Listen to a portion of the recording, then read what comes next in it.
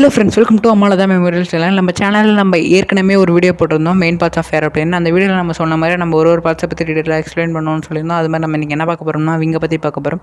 வீடியோக்குள்ளே போகிறதுக்கு முன்னாடி நம்ம சேனலில் யாரெல்லாம் புதுசாக பார்க்குறீங்களோ, நம்ம சேனலில் இன்ஸ்டாகிராமில் பார்க்குறீங்கன்னா நம்ம சேனலில் ஃபாலோ பண்ணி பக்கத்தில் இருக்க பெல் ஐக்கனை கிளிக் பண்ணி ஆளில் போட்டுக்கோங்க. இதே நம்ம சேனலில் யாரெல்லாம் யூடியூப்பில் பார்க்குறீங்களோ நம்ம சேனலை சப்ஸ்கிரைப் பண்ணி வச்சு பக்கத்தில் இருக்க பெல் ஐக்கனை கிளிக் பண்ணி ஆளில் போட்டுக்கோங்க. வாங்க வீடியோக்குள்ளே போகலாம். இதில் நீங்கள் பார்த்தீங்கன்னா நம்ம ஏற்கனவே சொன்ன மாதிரி நம்ம விங்குனா நம்ம ஏற்கனவே சொன்ன மாதிரி தான் இந்த மெயின் விங் பெருசாக ஒரு விங் இருக்குல்ல, கீழே பார்த்தீங்கன்னா ஒரு ரவுண்டாக ஒன்று இருக்குல்ல, அது பேர் ஜெட் இன்ஜின்.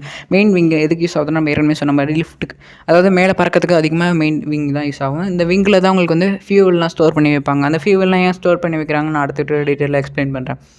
இந்த இடத்துல ஏன் ஃபியூவல் யூஸ் பண்ணுறாங்கன்னா இந்த இடத்துல தான் அதிகமாக சிஜி இருக்கும். ஸோ அதனால தான் இந்த ஃபியூவல் யூஸ் பண்ணுறாங்க. அதை பற்றி நான் டீட்டெயிலாக அடுத்த வீடியோவில் நான் எக்ஸ்பிளைன் பண்ணுறேன். இது கீழே பார்த்தீங்கன்னா உங்களுக்கு ஜெட் இன்ஜின் இருக்கும். அதை பற்றி இப்போ தான் ரீசெண்டாக நம்ம ஒரு வீடியோ போட்டிருந்தோம். அந்த ஜெட் இன்ஜின் எப்படி ஒர்க் பண்ணது டீட்டெயிலாக பார்க்குறதுக்கு அந்த வீடியோ நான் லிங்க் இதில் கொடுக்குறேன், நீங்கள் போய் பாருங்கள். அது வந்து எதுக்கு யூஸ் ஆகுதுன்னா த்ரஸ்ட் எனர்ஜி கொடுக்குறதுக்கு, அதாவது முன்னாடி போகிறதுக்கு இதுதான் அதிகமாக யூஸ் ஆகுது ஜெட் இன்ஜின். நம்ம அதை ஏற்கனவே சொன்ன மாதிரி தான். அதுக்கப்புறம் நம்ம என்ன பார்க்க போகிறோம்னா எய்லரான்ஸ். இந்த எய்லரான்ஸ் எதுக்கு யூஸ் ஆகுதுன்னு நம்ம சிம்பிளாக புரிஞ்சுக்கிறதுனா ஒன்றும் கிடையாது. எய்லரான்ஸ் எதுக்கு யூஸ் ஆகுதுன்னா இப்போ நீங்கள் வந்து ஏரோப்ளேனில் கண்ட்ரோல் பண்ணிகிட்டு இருக்கீங்க. இப்போ ஏரோப்ளேன் கண்ட்ரோல் பண்ணிக்கிட்டு இருக்காங்க, நீங்கள் வந்து ரைட் சைடு வந்து சாயுதுன்னு வச்சுக்கோங்க. இப்போ லெஃப்ட் சைடு வந்து மறுபடியும் நான் பேலன்ஸாக கொண்டு வரணும்னா என்ன பண்ணணும்னா, நீங்கள் ரைட் சைடில் சாயுதுன்னா ரைட் சைடில் இருக்கிறத மேலேயும் ரைட் சைடில் இருக்கிறத கீழேயும் லெஃப்ட் சைடில் இருக்கிறத மேலேயும் தூக்கினீங்கன்னா இந்த மேலே இருக்கிற அந்த இடத்துல காற்று அடித்து கீழே தரும். இப்போ இங்கே மேலே தள்ளிச்சுன்னா பேலன்ஸ்டாக நிற்கும். ஸோ இது மாதிரி நீங்கள் மாற்றி பண்ணல எந்தெந்த டைரெக்ஷனுக்கு வந்து சாயுதோ அந்த மாதிரி மாற்றி பண்ணல உங்களுக்கு வந்து புரியும். நம்ம சப்ஸ்கிரைபர் ஒருத்தர் கமெண்ட் பண்ணியிருந்தாலும், ஸோ அடுத்தது வந்து நம்ம கூடிய சீக்கிரத்தில் நம்ம ஆர்சி ஏரோப்ளேனை பற்றி நம்ம போடுவோம்.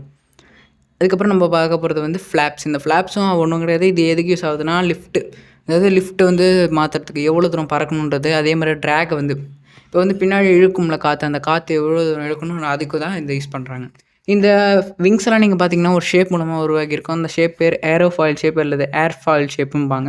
இந்த ஏர்ஃபாயில் ஷேப்னால் வந்து நீங்கள் வந்து பெர்னாலிஸ் பிரின்சிபல் மூலமாக தான் இது வந்து ஒர்க் பண்ணதும்பாங்க. அந்த பெர்னாலின்னு யாருன்றதை நான் அடுத்த விட டீட்டெயிலாக எக்ஸ்பிளைன் பண்ணுறேன்.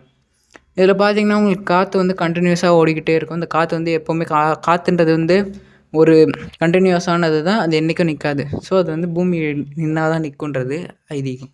இதில் பார்த்தீங்கன்னா உங்களுக்கு காற்று வந்து போய்கிட்டே இருக்குது.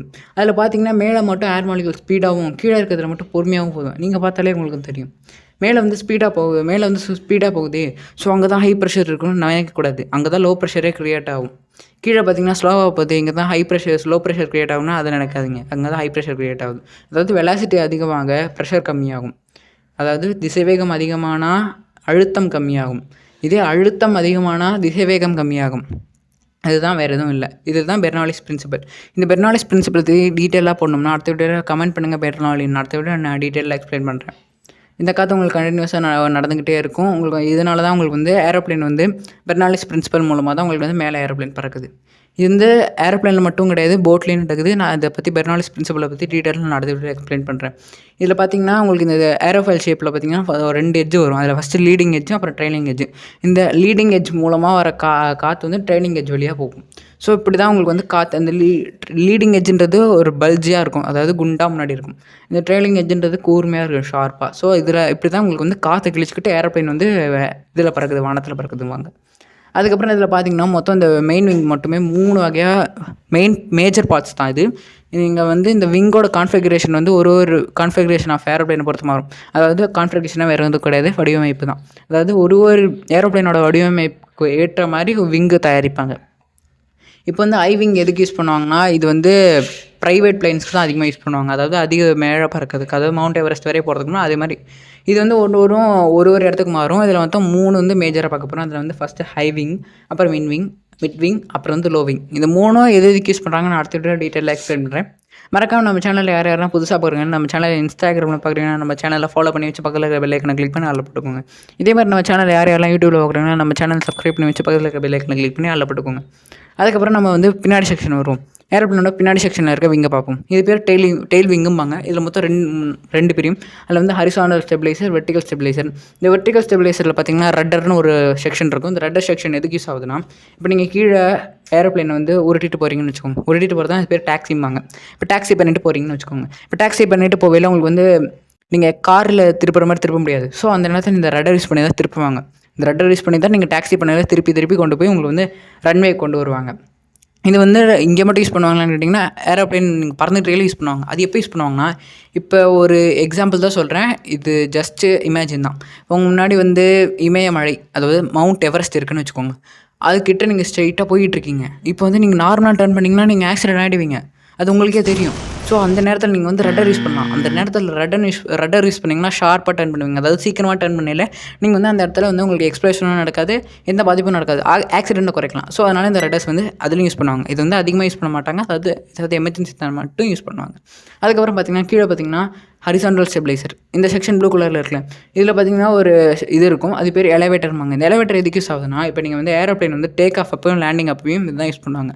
அதாவது எலவேட்டர் வந்து டேக் ஆஃப் ஆகிறதுக்கு வந்து எலவேட்டர் வந்து மொத்தமாக மேலே ஏற்றுவாங்க. அதாவது கீழே இருக்கிறத இப்படியே மேலே ஏற்றுவாங்க. மேலே ஏற்றினா உங்களுக்கு வந்து காற்று வந்து அந்த எலவேட்டர் மேலே ஏற்றின இடத்துல அந்த இடத்துல பட்டு அப்படியே உங்களுக்கு ஏரோப்ளேன் தூக்கும். ஸோ அப்படி தான் உங்களுக்கு வந்து ஏரோப்ளேன் வந்து டேக் ஆஃப் அப்போ, இதே லேண்டிங் அப்போ அதுக்கு அப்படியே ஆப்போசிட்டாக நடக்கும். ஸோ இதனால தான் உங்களுக்கு வந்து ஏரோப்ளேன் தூக்குறாங்க. ஸோ அப்படி தான் உங்களுக்கு வந்து எலவேட்டர் ஒர்க் பண்ணி உங்களுக்கு ஏரோப்ளேன் வந்து டேக் ஆஃப் அண்ட் லேண்டிங் வந்து ஹெல்ப் பண்ணுது.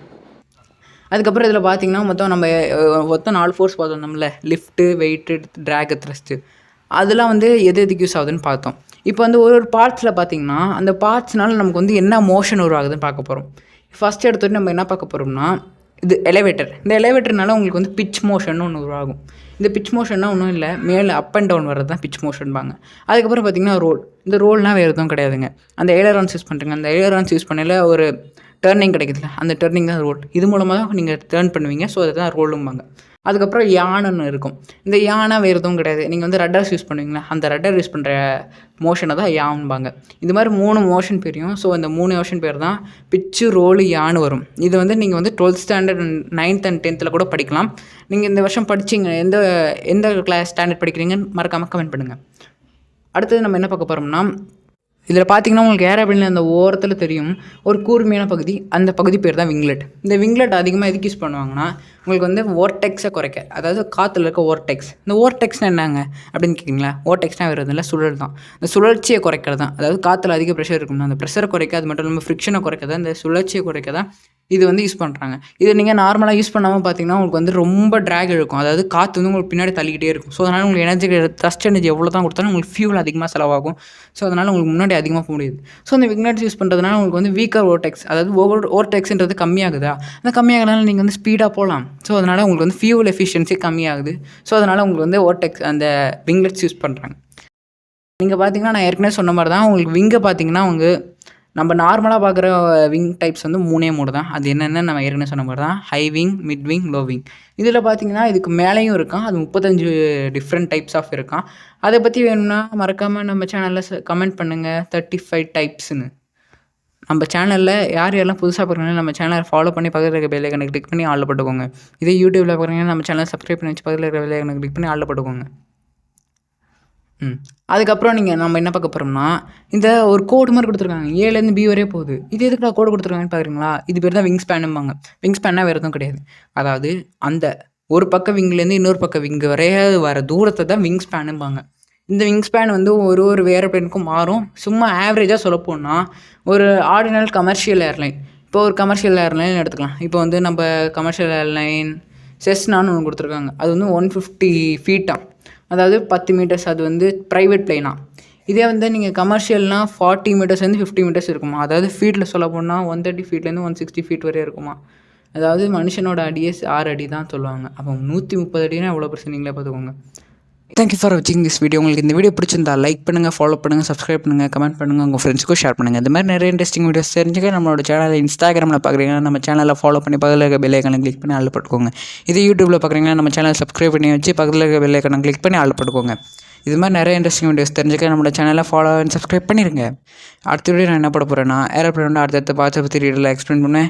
அதுக்கப்புறம் ஏரோப்ளேன் எப்படி பறக்குதுன்னு டீட்டெயிலாக பார்க்க போகிறோம். ஸோ அதனால் நம்ம சேனல் யாராவது புதுசாக பார்க்குறீங்கன்னா நம்ம சேனல் இன்ஸ்டாகிராமில் பார்க்குறீங்கன்னா நம்மளை ஃபாலோ பண்ணி வச்சுக்கோங்க.